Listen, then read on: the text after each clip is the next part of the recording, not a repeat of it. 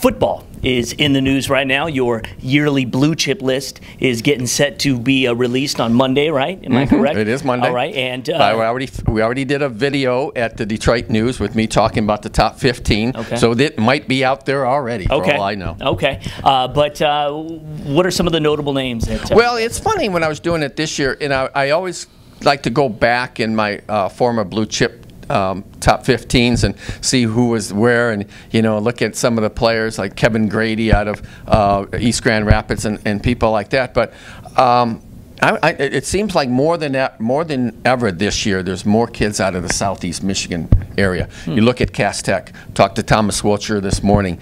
Eight, count them. Division I players on his team. Right. That's tremendous. Now, look at when you say blue chip, we mean guys who not necessarily had a great year, but guys who are going to have productive careers. Right. That's the blue chip list is different from Explain what that like is. a dream team Right. that I put out. We all remember Jason Fracassa at Sterling Heights Stevenson. He was our player of the year, and deservedly Mr. Football, so. Right. And we talked about this, with Prescott Line receiving it this year, and we look back. You look at what Fracassa did. There's no question in my mind that he was the player of the year that year.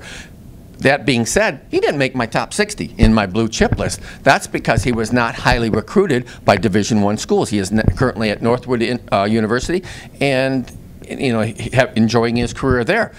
He just wasn't big enough, or whatever the schools were looking for. He wasn't the Will Golston of that particular class. And even some others. Take a Jamal Lyle, for example. Lyle's out of Southfield Lathrop. He did not even make my All-Metro North first team. He made my second team. But he committed to Michigan State. He's on my top 15 list. And I'm telling you, that I even say in my article that this kid could be a sleeper in this class. And I think that's what sometimes these universities are looking for. Some kid that maybe, isn't a 5-star recruit, or a 4-star like Terry Richardson out of Cass Tech, and of course Mario Ochamudia of Farmington Hills Harrison, and the rest of the good players out of Harrison.